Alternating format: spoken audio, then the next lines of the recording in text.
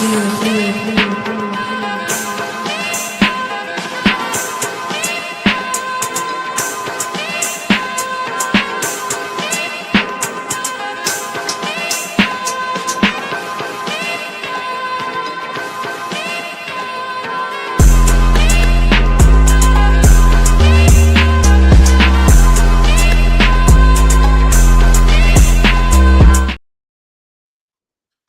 into the latest edition of the Stealing with the Boys podcast. I am your host, Junie Riddle, here, along with my boys. Juwan Williams. And Coach Campbell. Well, fellas, you know what they say. Any given Sunday, a win is a win. But if you're going to win, man, you don't want it to look like that because that was not good. That was not good at all. And to be honest with you, and Trey, you said this in the pregame, which I completely agree with. That was one boring game. That was so boring. Like I don't think I've ever been actively watching a Steelers game and less engaged because it was just so just meh. And I'm gonna tell you this. So the Steelers had 1, 2, 3, 4, 5, 6, 7, 8, 9, 10 possessions, right? So the first two go 8 plays, touchdown. 12 plays, touchdown. After that, 3 plays, punt. 1 play, end of half. 3 plays, interception. 3 plays, punt. 3 plays, punt. 5 plays, punt. 9 plays, touchdown to Calvin Austin. And that was it. That was it, outside of a kneel down. So really outside of those touchdown drives, some of which were heavily favored by some turnovers, they didn't do much at all offensively. And defensively, didn't look that great either outside of the opportunistic turnovers. So with all that, fellas, what are our thoughts? Trey, you were there. I'm going to start with you. Tell us about the environment a little bit too, but also just tell us what you thought being there on site, hearing the fans, hearing the reaction from the crowd. What was going on? So this was probably the best game, like the best seats I've ever had in my entire life. I was 4 rows behind the Steelers bench. Phenomenal environment. The stadium is beautiful. Shout out to my guy David. He got me hooked up with some VIP tickets. I was in the suite. You know how they have that tower in the one end zone? My man David, he actually was the general contractor that built that part of it. So I was in the suite up there getting free food, all this crazy stuff. They have a huge screen over there now. It was the best environment I've ever been in, the best seats I've ever been in. And man, I was not in tune with I was at the game and I was not in tune with the game. I was yelling at Mike Tomlin 4 rows deep. I was yelling at the offense. Aaron didn't come to my side, or I would have yelled at him for this game too. But man, it was just a boring game. Like you said, the turnovers made it a little bit more interesting. But if you take away the 2 turnovers in the red zone, guys, we lose that game easily. Stevenson fumble literally on the goal line, fumbled at the inch mark of the goal line, and we recovered it luckily. And then that pick by Drake May, which was just a terrible throw. If he would have lofted it, it was an easy touchdown. And like you just pointed out, we had punt the whole second half. I watched the first 2 series and I was like, oh wow, this is about to be a blowout. The Steelers are gonna crush the Patriots. About time they show up and show out. And man, after the first 2 series, we didn't see much of anything. Our defense also, I do want to say this before I go on to Juwan, but our defense also was just giving up so many yards. Like they were driving on us every time. They would just end up turning over the ball in the red zone, and it's just, man, it was an ugly game. We got the win, and a win is a win, but man, that game didn't make me feel any better about the Steelers the rest of the season. I wouldn't say all that. Now, I do agree with you when you said that this game was boring. Like I said in the pre-show, the bar that's the Steelers bar is usually Steelers / Patriots, so it was both levels. So I'm not gonna lie. For most of the game, I was drunk. All right, and I was too into the game. And one thing that was pissing me off, that's been pissing me off this whole time, is not scoring off turnovers. And we're still playing conservative with Arthur Smith. The game plan is not. It's just not living up to what I thought the expectations was going to be. DK Metcalf, I understand he got the touchdown, but the game plan is not showing me why we paid DK Metcalf $30+ million. And just overall the offense, these screen passes, like I don't know. The offense, it was a lot. But the defense, I give it to the defense, 5 turnovers and all. The only downfall about that is we can't, like, the third down conversions were so bad. And even the fourth down, I remember I think it was like a 4th and 1. And it was a straight shot for Cole Holcomb to hit him, but he missed him. I think it was Stevenson. He missed Stevenson right there. And I was like, what are we doing? Like, we tried to give up the game. We tried to give them the game. If we would have lost that game, having 5 turnovers, do you know how pissed everybody would be at Tomlin? You think people would go at Tomlin head now saying that they want him fired?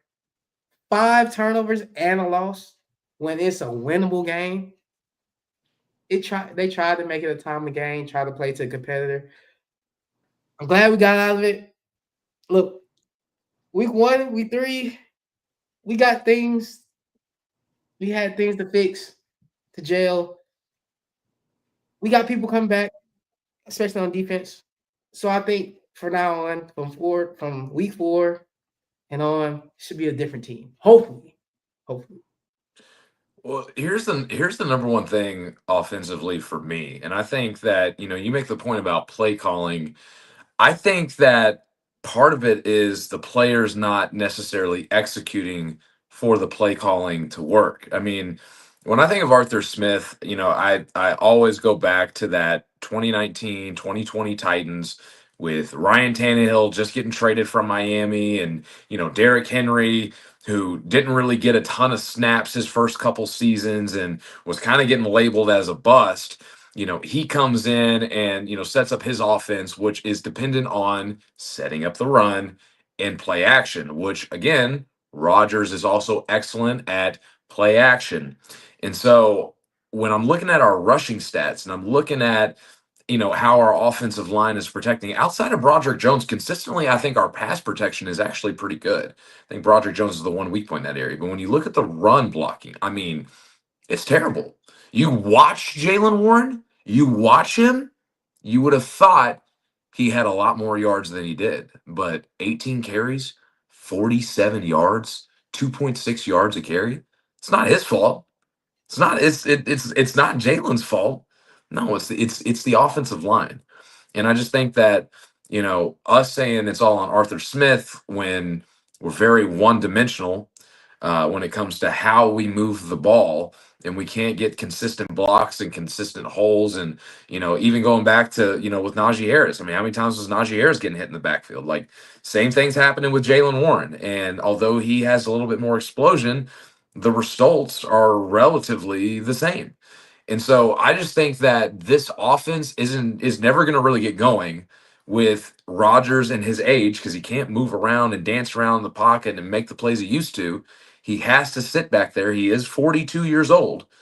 And so without a run game and without kind of keeping the defense on their heels of what you're going to be able to do and how you can attack them, us being one dimensional with a 42-year-old quarterback right now, in my opinion, is more of the problem than the play calling. Again, if we're running the ball up the middle and we're not getting stuffed and we're getting at least 3-4 yards a carry, we're not complaining as much. But it's the lack of diverse execution in the offense that I feel like is holding us back, at least on that side of the ball. Your all thoughts? I mean, I'm with you on that. And there's one thing I can I can say about that is the run game. I mean, like you said, they have a pretty good front seven. Our Yeah, run their D line's blocking, good. like I just feel like our I don't even know how to put this, but I feel like the way we're running the ball with like I guess the timing of our runs is really what screws me up. Like we have a bunch of runs on first and second down. I mean, Aaron's been throwing the ball a lot. Like we've been throwing the ball a lot more than I expected to on first and second down. But we still have this very predictable, I guess, run game or offense that's just like super predictable. Like in the game, you can just see, especially even being at the field. Like on TV, it's a little bit different, but being there, like you can tell when they're about to run the ball, and it's like you get a better feel for it when you're in person, and it's just like, man, I don't know. I just think it's Arthur Smith just needs to, I don't know, maybe give Aaron more of the reins. Like let Aaron call some plays, or I'm sure he has the ability to audible and everything like that. But I also think like Aaron's not trying to mess up that relationship as well. One thing I do want to say about like that I'm very like happy about in our offense on the offensive side of the ball is when we do get to the red zone, which hasn't been very often, we are scoring points and we're scoring touchdowns in the red zone. So that's I one agree thing with that. that we were 3 for 3 in the red zone this past game.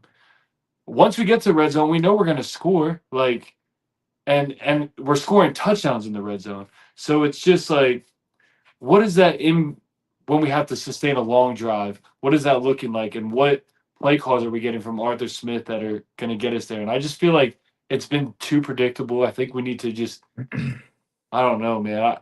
I don't know the answer for it, but we need the play calling is just predictable, and I just can't get over it. Like we run on second and long almost 90% of the time, and you wonder why he has 18 carries for 47 yards because we're running the ball first and second down. Like it's so predictable. I will agree with you on that. That there are definitely certain instances where it is predictable, but I mean, again, The run blocking how does many, have some when predictability. we and this is a completely different scenario, and obviously, having Big Ben and AB out there helped with this. But how many times did you know the ball was going to go to Le'Veon Bell back in the day? It's just at the same time, runs up the middle used to not like the backs don't get hit in the backfield every single time. Like the offensive line used to be able to give a good enough push to be able to create holes and create spaces for these guys, and they're simply just not there. And let's be honest, this has been a problem, since Le'Veon Bell has left. And, that core group of guys on the offensive line, I mean, Ramon Foster, Marquise Pouncey, Al Villanueva, DeCastro, all those guys left. And ever since then, they've been trying to replace that offensive line. It just hasn't worked. I mean, I even go back to this. And I feel like this doesn't get talked about enough. But how hyped were we when Kevin Dotson first came in, right? Like we were super stoked about him as a player. And then they hire the new offensive line coach and it doesn't work out. And then they go and trade Kevin Dotson and pick up Isaac Seumalo. Kevin Dotson's a Pro Bowler for the Rams. You know what I mean? Right. Like at a certain point, it's like if it's not the talent and it's not the guys, and we keep rotating people in, and we keep putting new quarterbacks in, and we keep putting running backs and offensive coordinators, and this, that, and the other.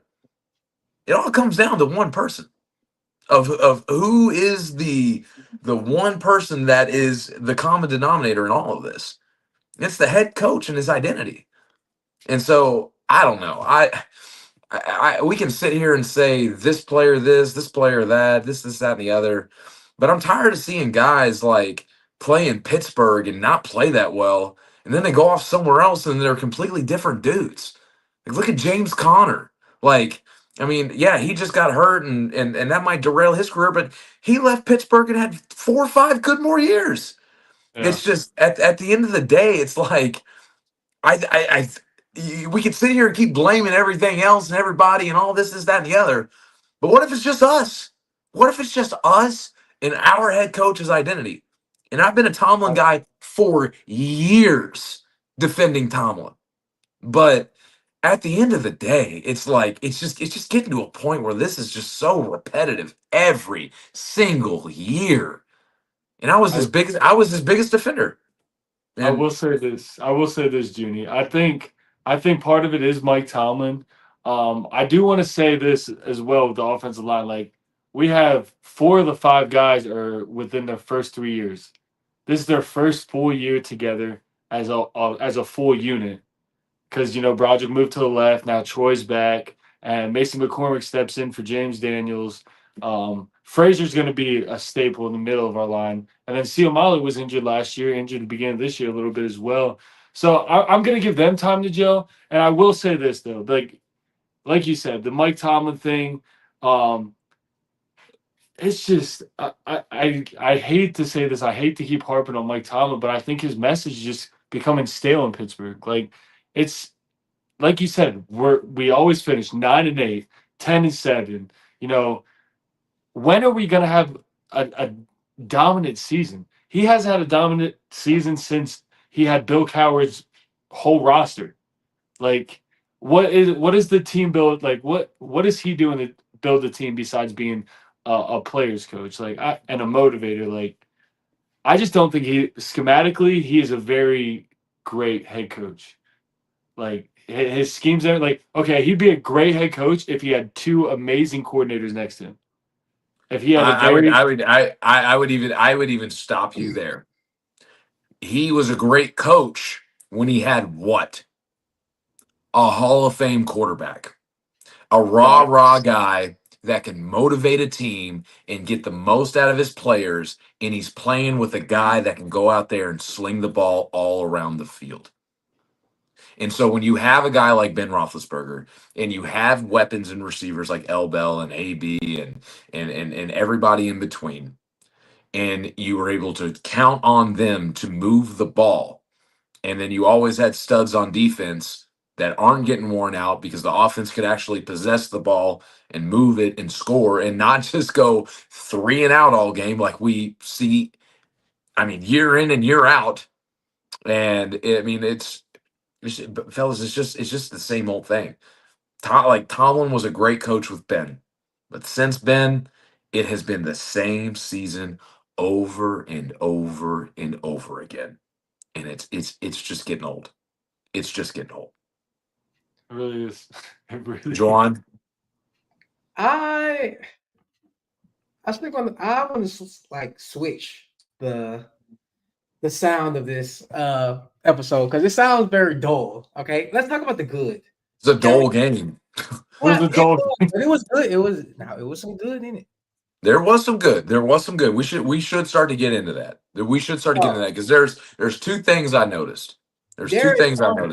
Debut. Derek Harmon, number 1, did come in and make an immediate impact.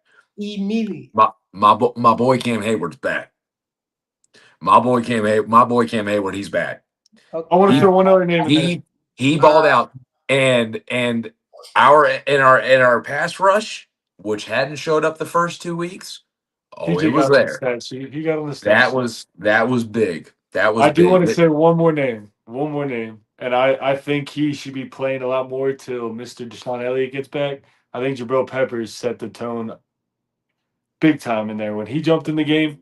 Man, you knew he was in the game. Like, that's one thing I did notice. We need to get him a new number though, man. 40.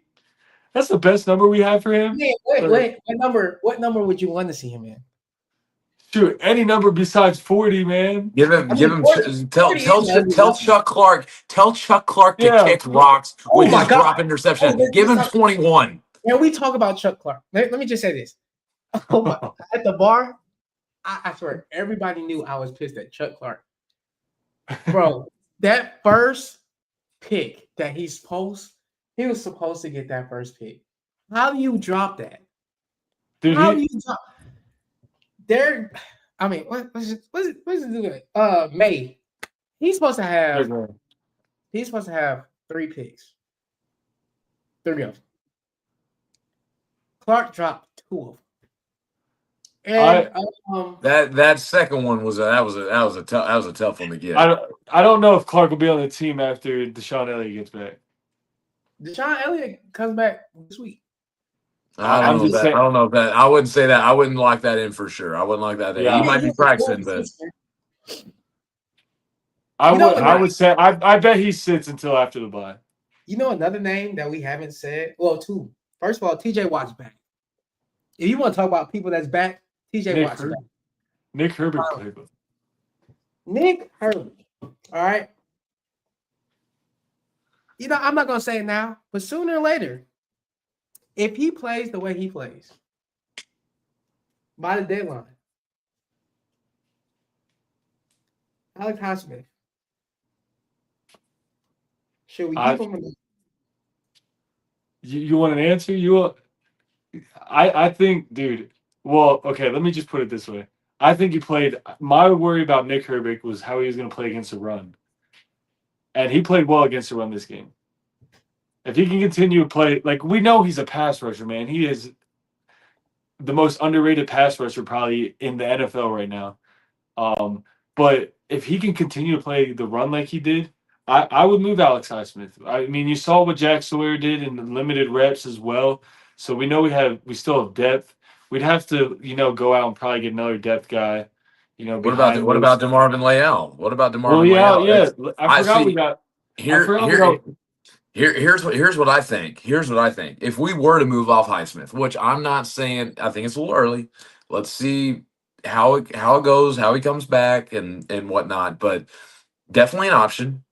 But having Sawyer and having Leal as kind of like your rundown guys, have them rotate, keep them fresh, and then have Herbig come in and second and longs, third and longs, stuff like that. I I can live with that. Herbig kind of being the primary guy over there, and then Sawyer and Leal kind of rotating in the mix and helping against the run, which those are two bigger body guys. Go work with that. And listen, Highsmith's being paid right now. Like he's getting paid big money. He's not living up to it. And so If we moving can him move, and if we can move him for a receiver, or at least get some compensation to go get a receiver at the deadline too, I think that would be the best option for us. I love Alex Highsmith. I love what he's done for us, but he I do hasn't been too. living up to the money since we signed him to that new contract. But if we can move him for a receiver at the deadline, I think that overall makes the team better. Period. Not non-emotional move. I would agree. I Yeah. love Alex Highsmith. I love the guy. Such a great dude. Great Big Steeler. Steeler. Once a Steeler, always a Steeler. But yeah, just where the team's going and where the money is and the production, it's just not there. And I'm willing to let him come back and maybe ride this year out and maybe do something about it in the offseason, because I think maybe doing it in season would be a rash decision. We get an injury to Herbig or Watt, and then all of a sudden you're like, oh man, I wish we didn't trade Highsmith. And so there's always that. It's something to think about. But I definitely think that could be for sure an offseason move. Like absolutely has to be talked about for getting some kind of compensation if he doesn't come back from this injury and really show that, hey, like I'm still the guy that's opposite of TJ Watt. You know what I mean? Like I think he should still get that opportunity. I feel like it's more likely an off-season move that's made. I can agree with that. I mean, but come to the trade deadline and we still have wide receiver production like we do. That's one other thing I wanted to talk to you guys about. Like I think Roman Wilson played 3 snaps this game. 3 He was on snaps the total. field? What? He was on the field? I saw him 2 or 3 times and it was on rundowns. That's it. Even okay, we have DK and Calvin. We have nothing behind them. Absolutely nothing. We have. I know we've been talking about like giving these tight ends a chance, but we don't use the tight ends right either. Like we're not using the tight ends as downfield threats like I thought we were going to. Pat Frymuth had 1 catch for 6 yards. Jonnu Smith had like 2 catches for 20 yards. Like if we're gonna rely on the tight ends, we have to use them right too. But since we're not going to, and we're going to rely on receivers, like we don't have any other receivers besides DK. Calvin's he's going to be a great spark like every other game. It's going to be every 3rd game or something like that. He'll be a great spark, have a great game, but he's not going to be that number 2 reliable receiver, which we absolutely need right now. Yeah, it's sad. It's sad because I mean, I mean, technically, Jalen Warren was our leading receiver. I mean, 5 Exactly. catches, 34 yards. Calvin had 3 catches, 34 yards, and a touchdown. Like, I mean, those are your leading receivers. Another thing, man, DK has had like 4 targets the whole game. Like we're paying him big money. You need to at least target him. Like I didn't see one wide receiver screen to him this game, which we did week 1, which worked Yeah, out we pretty did. well. We I did feel it. like there was at least one. Yeah, we There did was it. at least one, but like those are things you should be doing. More slants. Like I know he dropped 2 last week, but Got to he's your keep feeding. number one receiver. You have to get him slants, get him the ball in any way. When he has 4 targets, like that's not how you use a receiver, especially a guy you're paying that money. It's just getting ridiculous. I just think you need to like feed him. Like we used to feed AB. It didn't matter if he was covered all game long. Like just throw him the ball. He makes something happen. That's why we're 100%. paying him $30 million. I still haven't seen it yet. Why are we paying him $30 million if we're not going to use We're him? not using him correctly. That's where some of my frustration with Arthur Smith comes from. Like I just think like he tries to get not even tries to get too many people involved because obviously you don't see anybody getting involved besides Jalen Warren.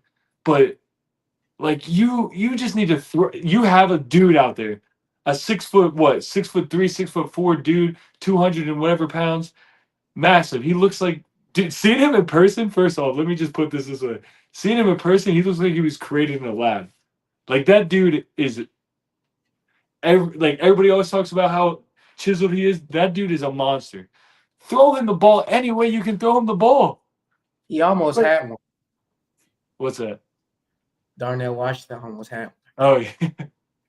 If he would have had it, I would have been in the group chat going crazy if he would have had it. Wait till he get his first one. Wait till he I thought of you when they try to throw that ball up to him. wait till Darnell get his first one. Man, but I'm just saying we need to get DK the ball if we're gonna pay him that. Like or we get him another receiver so he's not getting all these double and triple teams. Yeah. Now, I think this would be a good time to kind of wrap this up, and I want to pose a question to you all. Obviously, we're going to do our pregame episode, and honestly, do you want to do that like Saturday night or something since it's such a early game? I mean, it's going to be. Yeah, there's no way we can do that before. Yeah, there's no way that people are going to. So we might do that Saturday night, but we're not going to get too much into that. But just off the thought of it, I mean, I'm kind of worried going into this Minnesota game because I don't know if y'all watched the Vikings defense last week, and I know they were going up against Jake Browning and the Bengals and stuff. And without Burrow, it's just a completely different team. But they put up like 5 or 6 turnovers, and I mean, I have the Vikings defense on my fantasy team, and I went to check, and they were Well, they my had leading 2 pick scorer. sixes. They had 2 pick sixes too. I mean, Isaiah Rodgers had 2. I mean, they went berserk. So my thing is here is especially going against Brian Flores and this team, they like to run the ball too. I mean, they got a pretty solid running Mason back went off committee. too. So it's like what's the number one thing that you all feel like you need to see if you had to name one thing that you want to see the Steelers improve on going into this doubling game? What do you want to see? I can go. Okay. I will say sustained drives. Sustained drives. Like I think that's part of the reason the Steelers defense, like they got all those turnovers and they were just getting driven on. It's because we had what you said it like 3 or 4 3-and-outs in a row. Like that's the offense we were seeing the last couple years. Like I thought we were away from that, and it's not that we did terrible on like third downs. We were 4 for 9, but like when you put 3 of those like not converting third downs in a row, that's where the defense gets tired. That's where the defense. So I would say sustaining drives, whether it be that we get in Chris Boswell range, or when we get in the red zone we score. Like I said, but sustaining drives, not going 3-and-out. Like limit that stuff. Like I don't know if y'all saw the Colts have 1 punt all year. Like if the Colts can do it with Daniel Jones, we should be able to sustain some drives and at least get in scoring range. Okay, Juwan. I would say the defense on third and longs. Oh, That's that's a a big That's a good one. That's like a big issue with us. We can't, for some reason, when it's third and long, the middle of the field is always open. Bingo. Always open. And I don't understand because at first I'm looking at Queen Wilson. The first two games, like the middle of the field is wide open. They'll get the rush defense. They'll get it. Past the cover, no, it is awful. And Cole Holcomb, I mean, he's coming back. So he had reps last week. Get his feet wet, but I'm sure he get more reps this week. I just want to see on third and longs us stop them and not every time them get a big gain on us, because that's one of the biggest problems for us overall, especially on defense. I will say one thing that will probably help that getting Joey Porter Jr. back, because having Jalen Ramsey in the middle or playing that nickel is key. Like I saw this game with like Jabril Peppers. He's kind of, I won't say the same player as Jalen Ramsey, but he's very versatile in that sense and is really good at covering in the middle or covering tight ends. Like getting Joey Porter Jr. back, I think that will definitely help our defense get back to that being all right on third down and having more cover guys out there. So I think my solution would go hand in hand with both of your solutions, and I was preaching it earlier. I think establishing the run has to be the number one thing. If you establish the run, the defense isn't going to get gassed, and it's not going to let up big plays on weighty downs. And if you establish the run, Aaron Rodgers, I mean, we've seen a few of those play action cells that he's had. I mean, it's marvelous. If you can actually run the ball with the way that he can sell play action and the way he thrives off of it, I think this offense is night and day. And I'm not saying that we don't need to go get a receiver or anything, because I'm getting to the point where I think we do. But all in all, establishing the run, having a balanced offense, I just think that's going to open up everything else. I truly believe right now us establishing the run will set up the pass.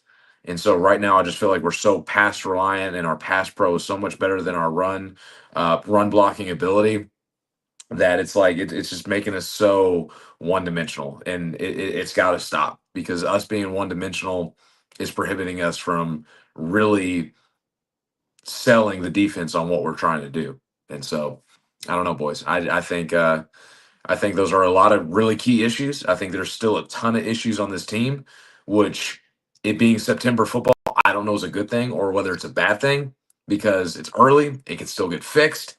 And just looking at the depth chart, I mean, they have the guys to do it. But at the end of the day, fellas, we've seen a lot of good players coming in and out of this team the last 6, 7, 8 years, and it's been the same song and dance. And so, can it change? Will it change? Should we expect it to change? I don't know, but all I know is that I feel like us going up against Carson Wentz and the Vikings with our starters. I mean, we're not playing with what is it, Jake Downing or whatever, Jake Browning from the Bengals with their god awful. I mean, you think our line's bad? Their line's worse. Okay, their defense is worse. So if we lose this game to Carson Wentz and a Vikings team that outside of their defense really isn't that talented, it ain't gonna be looking good. It ain't gonna be looking. We have a comment. Okay. So, comment says middle linebackers can't cover a tight end to save their lives.